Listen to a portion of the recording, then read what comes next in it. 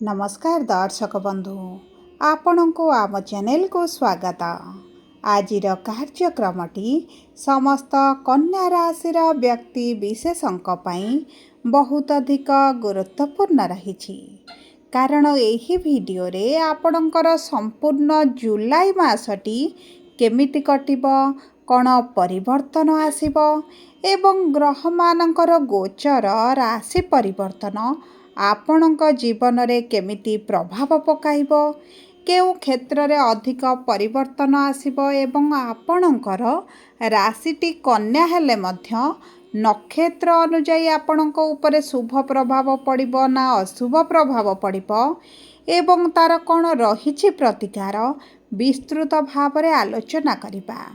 देखंतु एही 2026 की जुलाई मास राशिफलटी पूर्व मास गुड़िक परी सामान्य राशिफल नुहे कारण बड़ बड़ ग्रह मानकर परिवर्तन हेब एही जुलाई मासरे जहा बदलाइब आपणकर जीवनर दिग एवं दिशा को। देखंतु एही जुलाई मासरे देवगुरु बृहस्पति दीर्घ 12 वर्ष परे उच्चस्थ हेबा परे मध्य अस्त हेबा पई जाउछंती एवं काहीकि अस्त हेबे केबेठारु अस्त हेबे एवं अस्त बृहस्पतिंकर प्रभाव कौन रहिबो आपणक राशि रे ताहा जानिबा सहित शनि जे कर्मर कारक ग्रह जुलाई मासरे जो वक्री स्थिति को आसीबे ताहा आपणक जीवन रे की प्रकार प्रभाव पकाइबो एही वीडियो रे निश्चित भाव रे आपणको छोट छोट डिटेल र सहित जणाइबी एवं जदि आपणकर किछि शुभ कार्य मांगलिक कार्य करिवार थिला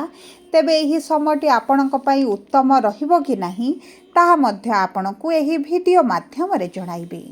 किंतु वीडियोटी को आरंभ करिबा पूर्वरु जदि आपणकर भी कन्या राशि होई थाए एवं आपण भी ईश्वर को आंतरिक भक्ति एवं विश्वास करंती तेबे वीडियोटी को लाइक करंतु कमेंट बॉक्स रे जय जगन्नाथ जय माँ लक्ष्मी अवश्य लिखि दियंतु ता सहित आम सह जोगाजोग करिबा पई वीडियोर मध्य भाग रे एक व्हाट्सएप नंबर टी दिया जाइछि जो नंबर साहाय्य आपण आम सह जोगाजोग करी निजर नूतन कुंडली प्रस्तुत करि परिबे कुंडली विश्लेषण कराई परिबे किंबा आपणकर चाकरी विवाह व्यवसाय प्रेम संपर्क शिक्षा स्वास्थ्य को नहीं किछि समस्या रहिछि ताहार सहजरे एवं स्वल्प मूल्य रे समाधान करि परिबे सेथिपाई आपण आम सह वीडियोर शेष पर्यंत जोड़ी होई रुहंतु एवं व्हाट्सएप नंबर माध्यम रे आम सह जोगाजोग करी खूब कम मूल्य रे आपणक समस्यार समाधान करंतु।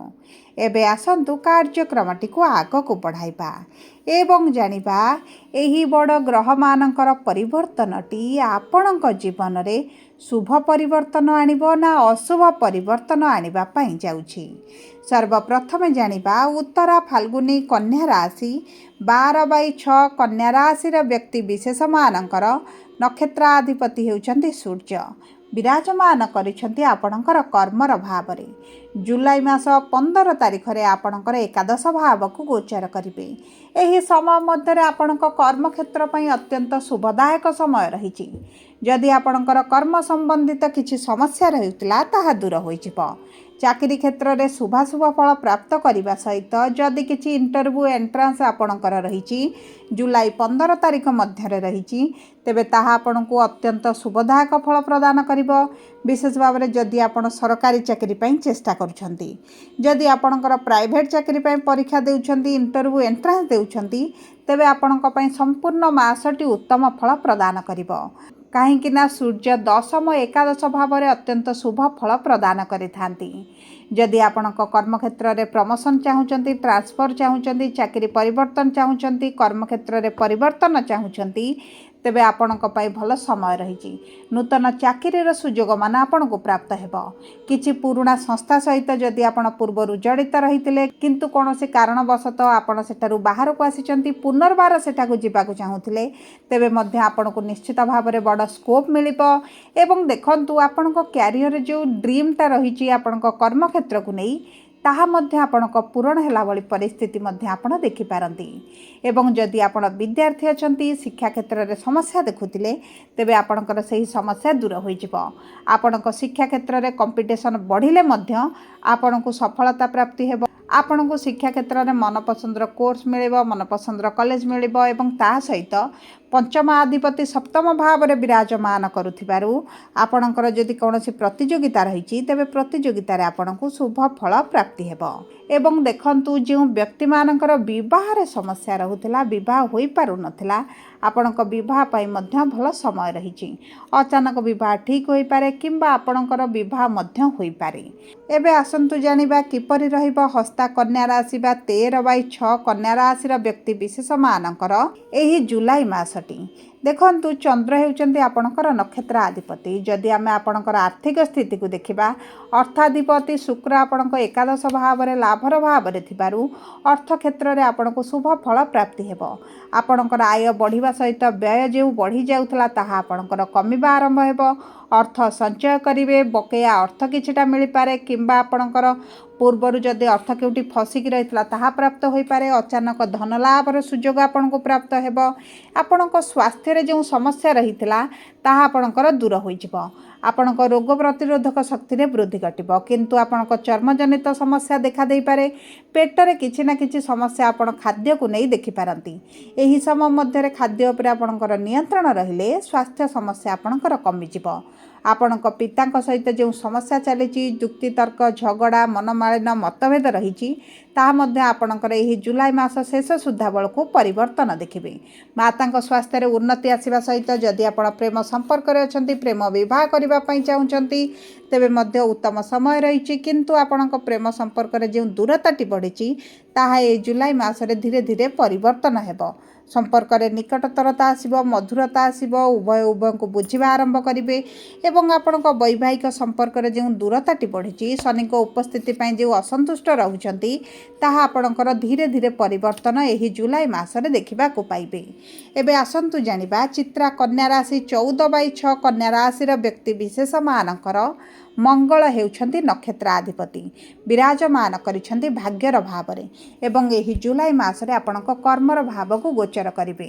ଯେଉଁ କାରଣରୁ କର୍ମକ୍ଷେତ୍ରରେ ଅଟକିଥିବା କାର୍ଯ୍ୟଗୁଡ଼ିକ ଆପଣଙ୍କର ସମ୍ପୂର୍ଣ୍ଣ ହୋଇଯିବ। କିନ୍ତୁ ଆପଣଙ୍କର ପ୍ରମୋସନରେ କିଛିଟା ସମସ୍ୟା ଦେଖିପାରନ୍ତି, ବିଳମ୍ବ ଦେଖିପାରନ୍ତି।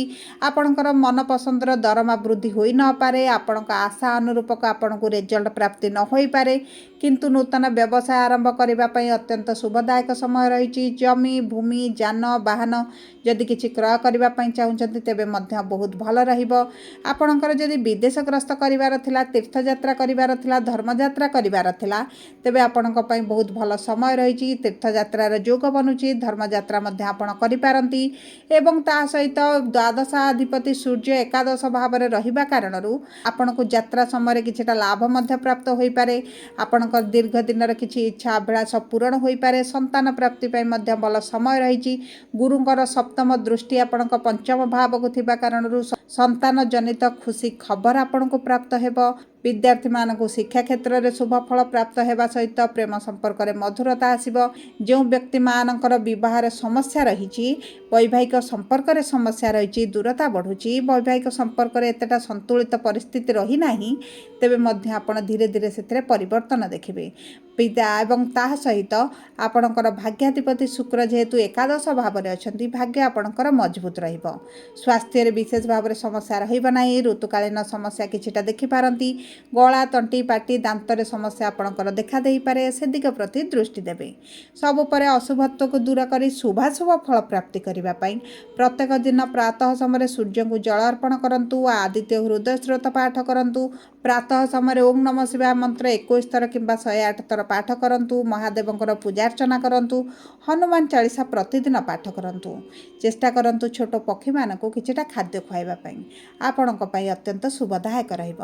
ଯଦି ଆପଣଙ୍କର କନ୍ୟା ରାଶି ହୋଇଥାଏ, ଭିଡ଼ିଓଟି କିଭଳି ଲାଗିଲା କମେଣ୍ଟ ବକ୍ସରେ ଲେଖି ଜଣାନ୍ତୁ। ଯଦି ଆପଣଙ୍କ ପ୍ରିୟଜନଙ୍କର କନ୍ୟା ରାଶି ହୋଇଥାଏ, ଭିଡ଼ିଓଟି ତାଙ୍କ ସହିତ ସେୟାର କରନ୍ତୁ। ଯଦି ପ୍ରଥମ ଥର ଆମ ଚ୍ୟାନେଲକୁ ଆସିଛନ୍ତି, ଚ୍ୟାନେଲଟିକୁ ସବସ୍କ୍ରାଇବ୍ କରନ୍ତୁ। ପାଖରେ ଥିବା ବେଲ୍ ଆଇକନକୁ ପ୍ରେସ୍ କରନ୍ତୁ। ଧନ୍ୟବାଦ।